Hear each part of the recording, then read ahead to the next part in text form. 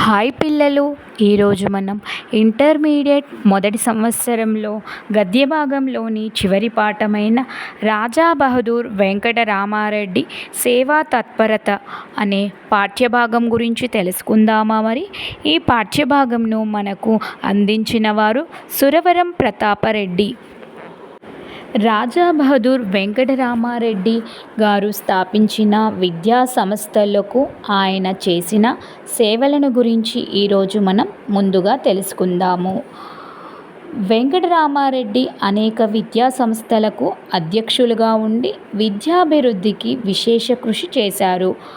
బాలికల ఉన్నత పాఠశాల, బాలికలకు మాతృభాషలో విద్య నేర్పాలని శ్రీ మాడపాటి హనుమంతరావు గారు హైదరాబాదులో బాలికా పాఠశాలను స్థాపించారు. ఆ పాఠశాల క్రమంగా ఉన్నత పాఠశాల అయ్యింది.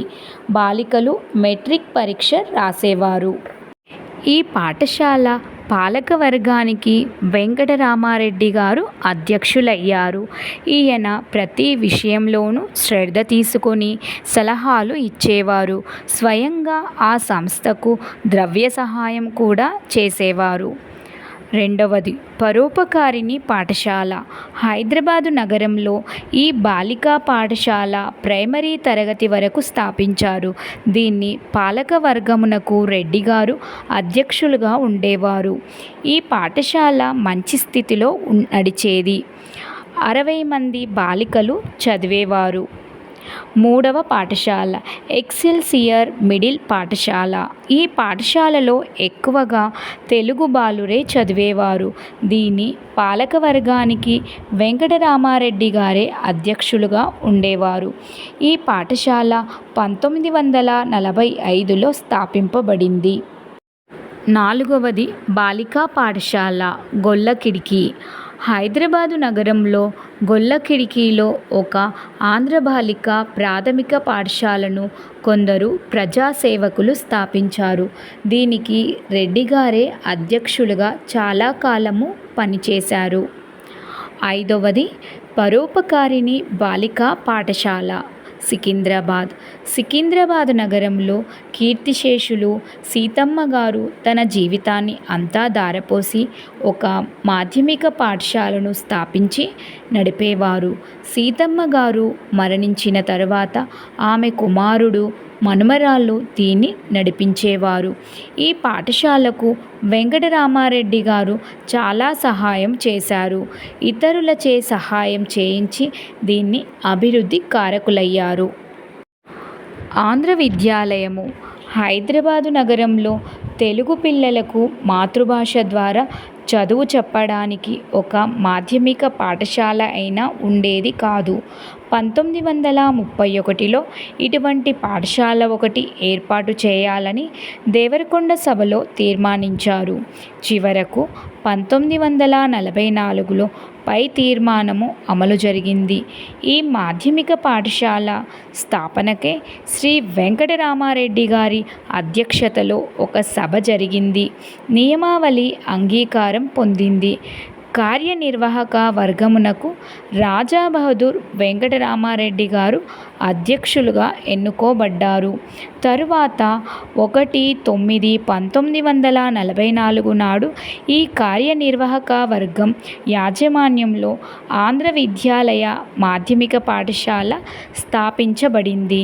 ఈ పాఠశాల 1947లో ఉన్నత పాఠశాలగా రూపొందింది. ఈ విధంగా రాజా బహదూర్ గారు ఈ పాఠశాల అభివృద్ధికి అన్ని విధాలా కృషి చేశారు. రెడ్డి గారు మరణించేదాకా అనగా 1953 వరకు రెడ్డి గారే దీనికి అధ్యక్షులుగా ఉండేవారు. ఈ విధంగా రెడ్డి గారు అనేక విద్యా సంస్థలకు అధ్యక్షులుగా ఉన్నారు. రాజా బహదూర్ వెంకటరామారెడ్డి గొప్ప సంఘ సంస్కారుడు. ఈయన పూర్వకాలం వాడైన మంచి సంఘ సంస్కర్త. పండిత కేశవరావు గారు బాల్య వివాహములు కూడవని, వితంతువులకు పెండ్లి చేయాలని శాసనసభలో 2 చిత్తు శాసనములను ప్రవేశపెట్టినారు. అప్పుడు రెడ్డి గారు ఆ శాసనములకు అనుకూలంగా చాలా ప్రయత్నాలు చేశారు. వితంతువుల పెండ్లి శాసనమును విమర్శించి అభిప్రాయము ఇవ్వడానికి ఒక ఉపసంఘాన్ని శాసనసభ వారు నియమించారు. ఆ ఉపసంఘములో రెడ్డిగారు ముఖ్యులు. ఈ ఉపసంఘము వారి అభిప్రాయాన్ని అనుసరించి చివరకు వితంతువుల పెండ్లి శాసనాన్ని ప్రభుత్వం వారు అంగీకరించారు. రెడ్డి హాస్టల్లో ఉండే ఒక విద్యార్థి వితంతువును పెండ్లాడాడు. దానికి వెంకటరామారెడ్డి గారు మంచి ప్రోత్సాహాన్ని ఇచ్చారు.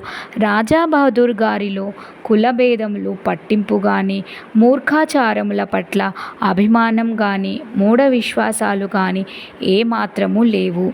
ఈయన అన్ని మతాల వారితో, అన్ని కులాల వారితో కలిసి భుజించేవారు. అనాథలపై ఈయనకు గల ప్రేమ. బహదూర్ గారికి అనాథ బాలబాలికల పైనను, వృద్ధుల పైనను, రోగములతో బాధపడే వారి పట్లను, చివరకు జంతువుల యందు కూడా గొప్ప ప్రేమ ఉండేది. ఈయన జంతుహింస నివారణ సంఘంలో ముఖ్యులుగా చేరి గొప్ప సంఘసేవ చేశారు. ఈయన కోత్వాలుగా ఉన్న కాలంలో అనాథ శిశువుల కేసులను ఎక్కువగా విచారించవలసి వచ్చింది. హైదరాబాద్ రాష్ట్రంలో పెంపుడు పిల్లలను ధనికులు, నవాబులు, రాజులు తమకు సేవకులుగా ఉంచుకొనడం ఆచారంగా మారింది. ఆ పిల్లలు వారికి శాశ్వతంగా బానిసలుగా ఉంటారు. ఆ పిల్లలను ఆ యజమానులు చాలా కష్టపెట్టేవారు.